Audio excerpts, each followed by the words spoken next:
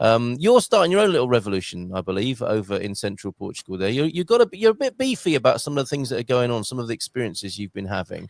And I was explaining to everyone, A Barak, little bit. on a Monday and Tuesday evening, whenever it was when we used to meet, I would come to you on the screen and say, Barak, how are you this week? And you'd be like, this has happened or that's happened. And I think these things are still happening. I'm thinking, okay, let's see where he is right now. And you know me, my view is like calma, tranquilo, go with the flow. You're not that kind of personality, right?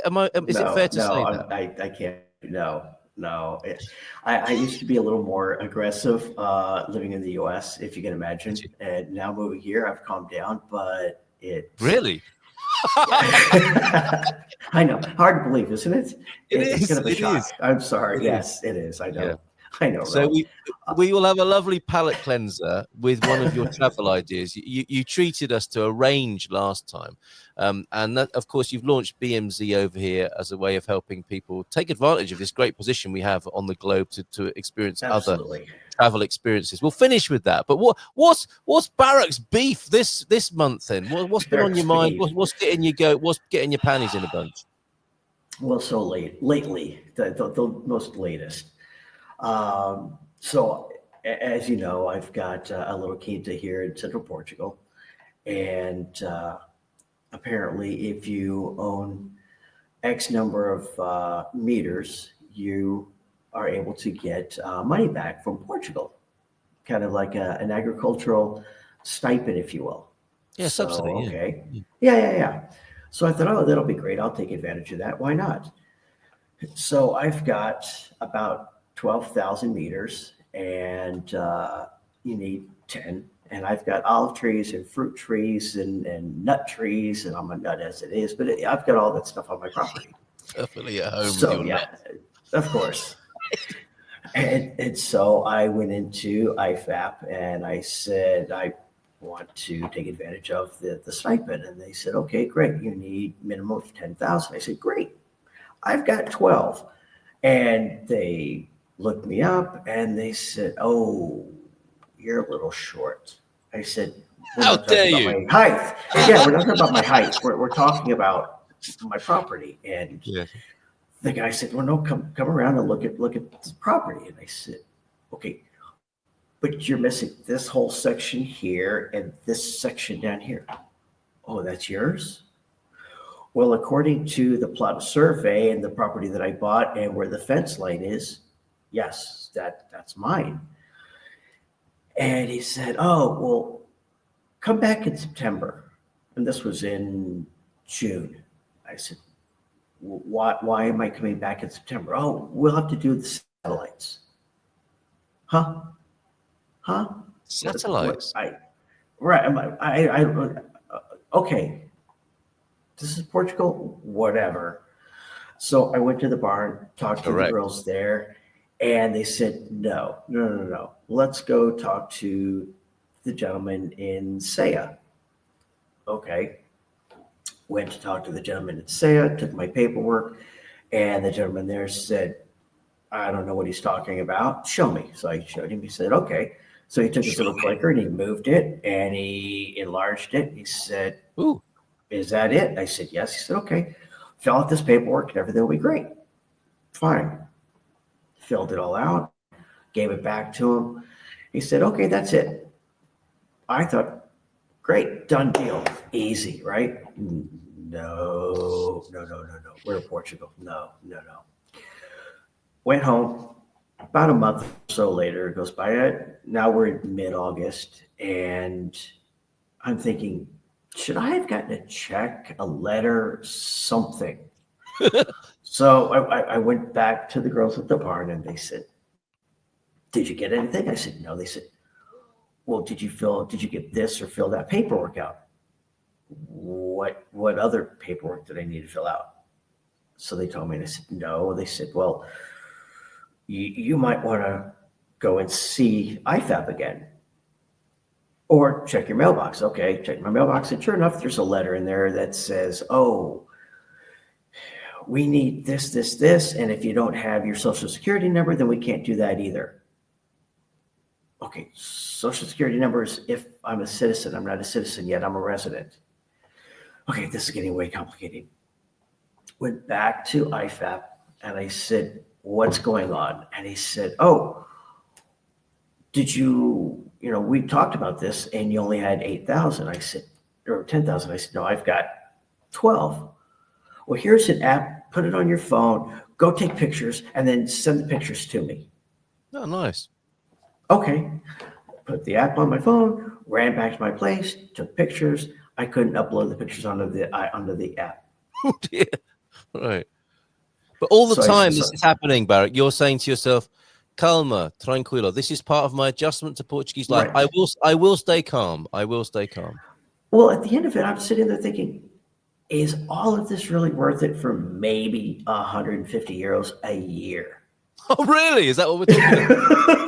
Oh, okay. Not a month, not quarterly, a year. Is all of this really worth are you kidding? I blow more than that in a weekend. Now, there are times when you think to yourself, hold on a minute, this isn't making sense, is it? Because you talked about at least 2 government employees there, yes, whose time you would imagine to dispense 150 euros to you has already been covered. It's already been matched yes. by their efforts. This is one of those situations where you might rightly be frustrated if only from a sort of political, philosophical point of view, sociological point of view. This doesn't really make sense, does it? The amount of money we're talking about has been far outweighed by the energy and time charged by the workers here. And this is a criticism, of course, of bureaucracy and the EU generally. It's not just Portugal. I'm guessing these are EU funds that you're drawing down, are they? Yes. Well, right. and so the amount of time that I've taken, the fuel that I've used driving back and forth to IFAP here in Oliveira Hospital, driving back and forth to SEA, it just far exceeds the pittance that they're going to give me, right? Yes. But collectively, that whole episode and what that's worth, not just for you, but the whole thing to have that happen. It's a bit like, the money that's collecting taxes costs money, doesn't it? And then giving them out cost money as well. Yeah, so there's all of the on costs as well. Matty has been his ears have pricked up with this because it is something I think we should perhaps pursue, at least on behalf of those landowners here who might get a little bit of that pittance, but hopefully it will be a lot easier than you've discovered. Queen and Convict, loving the music this morning. I think also with a bit of land, they might be interested. Just a couple of things to clarify. IFAP that you mentioned is basically the agricultural ministry of Portugal, is it not? Correct. Right, okay. Correct. Right. Once you've got the documents and once it's clear, it's easy. Yes, like everything. It's getting to It's just getting to that point. Yes. So I called the gentleman up and I said, hey, your app, it just doesn't work. Should I just take some regular pictures and just email them to you? He's like, yeah, that's right. That's great. Yes. Okay. Took some pictures, sent them to him, drove back to go see him, make sure he got them. And he said, well, who did you talk to in SEA that said you had enough property? And I told him, and he says, oh, that guy's a commie. Okay. No way. That guy's a commie. He said, he said he's a commie. He's nice, but he's a commie. Right, meaning what though? Exactly. What was built into that slur? I'm guessing it was a slur rather than a compliment. It was, but I said, this is what the gentleman told me. This is his name. Oh, yeah, he's nice, but he's a commie. Oh my goodness, right? Okay. Yeah, I said, all right, you know what? Communist, socialist, fascist, or democratic. At this point, that's not the point right now, is it? That's not the point right now. I don't care.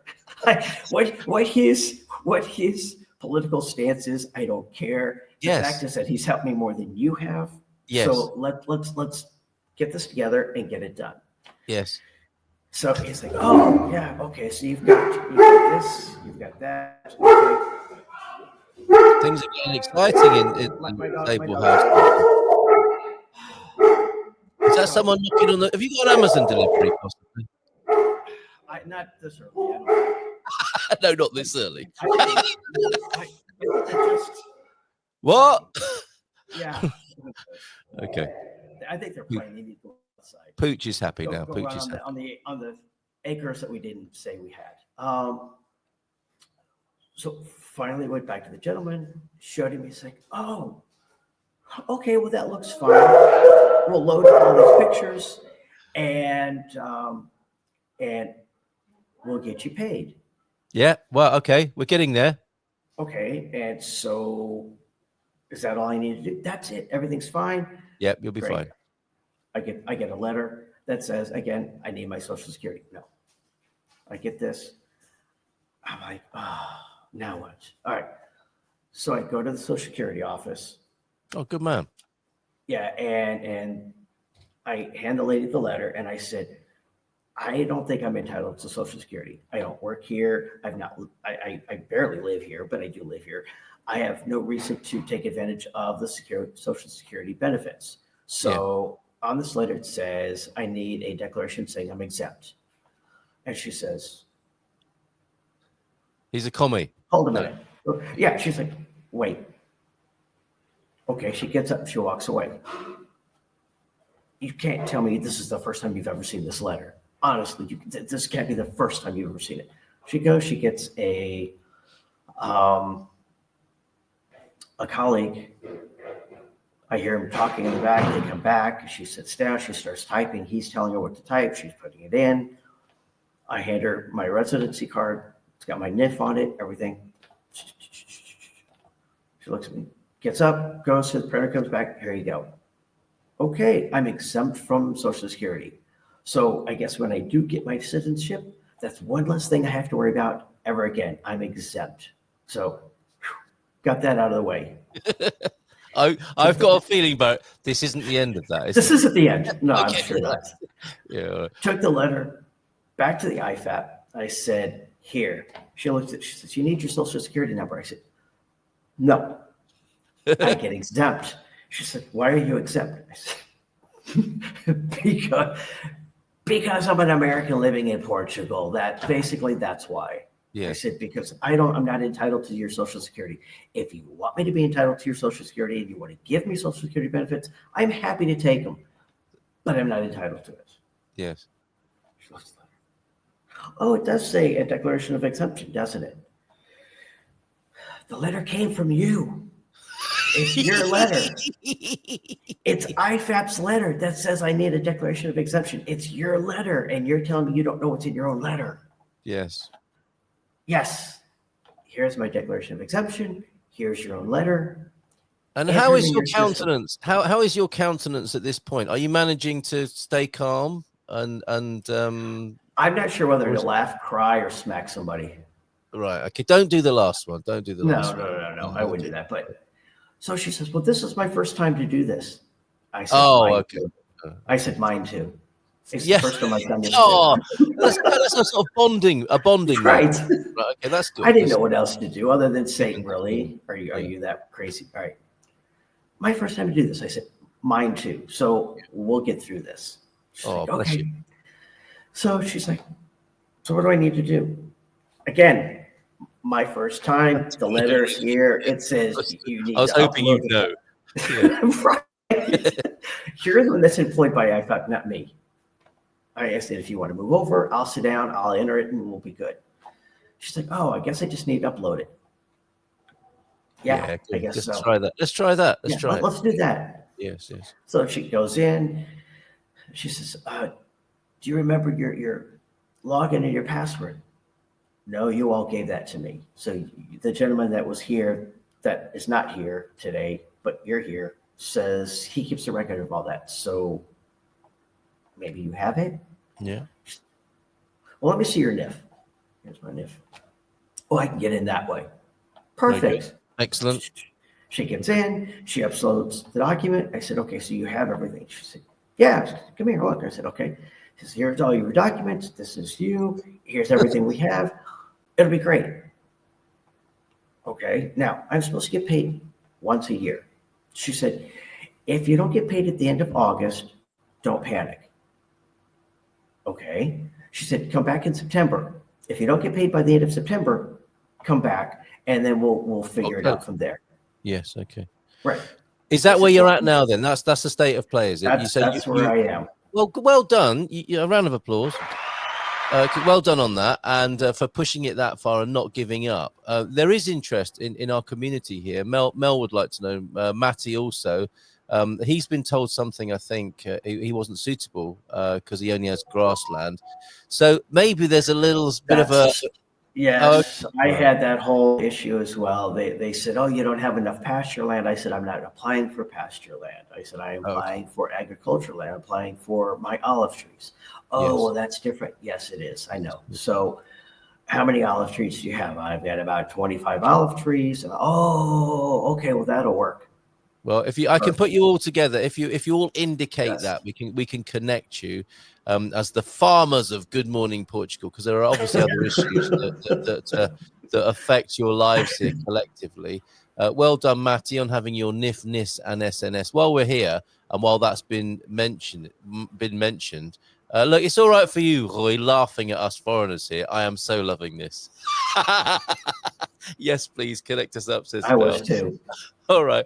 The NIF is what all responsible grandparents give their grandchildren as soon as they're born. That is your tax code number here in Portugal. Número identificação fiscal, possibly, also known as your when you're in the supermarket, contribuinte.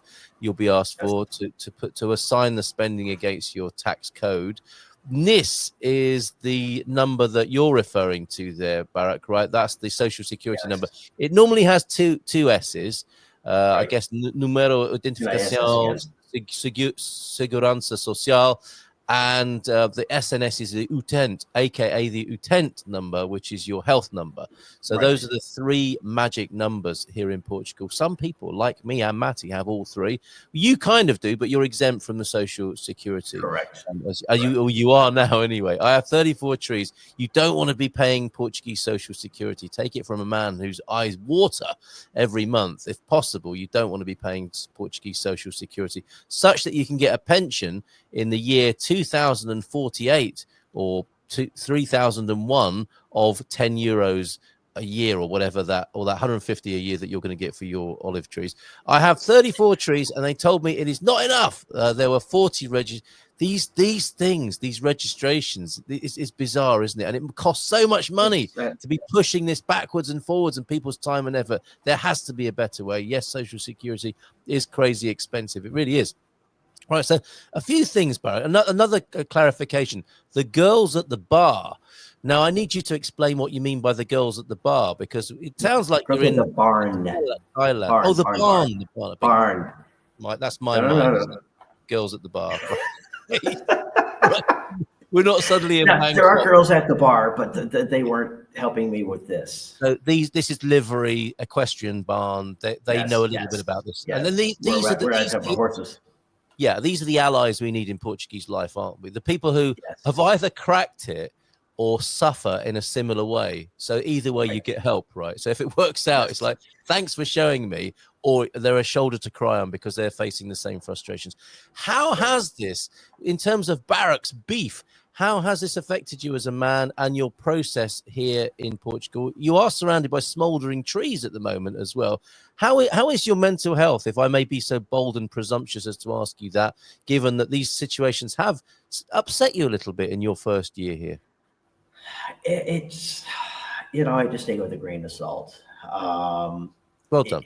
It's just, I'm looking at it as just part of life here. And like I said, okay, if it's at the end of the day, and I've spent 3-4 months going back and forth, and I've spent 500 euros in fuel and God knows how much time, and they come back and they say, "I'm sorry, we thought you were eligible, but you're not, even though we cheated you on your land, but now you have the land and you've got the paperwork to show it, but we don't show it. We need to wait for the satellites, but they got messed up because Elon Musk did something." You're just not going to get your blame Elon. Yeah. Yes. You're not going to get your 150 a year. Yeah, okay. Or you'll get something 10,000 euros in your bank. And administrative error, or they're paying it all up front because the fund is coming to an end and we just got to get rid of the money. Take it. That might also happen. Yes. Okay. Or they'll sit there and they'll say, well, the person who owned the property prior to you for the past 20 years didn't Right. do this. Yes. And this has been like this for I don't know how long. So we're just going to pay you back money. Okay. Yeah, Pay me but we back shall money. see. We shall We'll see see. what There's happens. a reservoir of cash building up and coming your way, Barak. I have to Right. say, I think you have changed a little bit, because I was expecting Barak's beef to be a lot beefier than this. I think Portugal is working its magic on you. I think you have calmed down a bit. Would you agree? A little bit, yeah.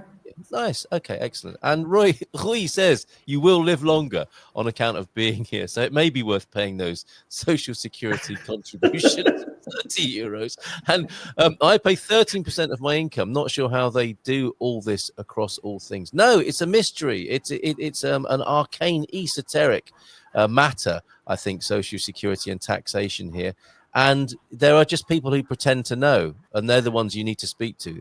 And I don't think anyone really knows. It's a horrible sort of seething mess of rules and regulations, and you just got to run through it like a scene from Lord of the Rings, really, and hope to get to the other side. Right. Well, fire, pillars collapsing, Gandalf beckoning you on. You can get through this, my Jump boy. on the eagle. Yeah. Yes. Jump on an eagle, mind the swinging ball. There you go. That's what you know what the takeaway from this is, right? Go on. The takeaway from this is go to the SNS and go to the Social Security and tell them, look, I'm exempt from tax from your Social Security. So just give me my declaration of exemption and I don't have to worry about all that. Oh, no, sorry. It doesn't work like that. No. Oh, I mean, what are you thinking? What are you thinking? You can't just work for me. No. You can't go in there with all your logic and simplicity. There are rules to these things, Barak. How dare you? Right. Okay. Well, I'm glad to see you're taking this well, and with a pinch of salt, a smile on your face. Perhaps let's have a palate cleanse. We look forward to next month's adventure with you and how you're coping with it. And maybe by next month you will have been paid, and the drinks are on you. With this or the olive oil is on you. There you go. Right. We can hope, because that's the whole point of this, isn't it? Is to encourage you. And I'm in all seriousness here with what's going on in central Portugal. And I think there's an organized kind of collapse of rural life going on, a neglect, if not a sort of purposeful thing. There's a neglect of rural life all around the world. And we see, people appreciating, respecting it and holding on to it to some extent in Portugal, been made very difficult by the fires. But there's a steady decline. The globalization is making life hard for people who live in the country and who want to live like that. And I'm all for a subsidy or support, an incentive to carry on that way of life. So I do hope you get it. And I hope those funds are used well and appropriately. But we shall see. We shall see what happens with that. How about then a palate cleanse? You are, of course, the CEO of BMZ. It's correct to call you that, isn't it? Your travel company. Yes. And you've got a Turkish tickler for us this morning. A proposed trip to Turkey. What a great place to go! This is the crucible, isn't it, of where East meets West. Are we going to Constantinople?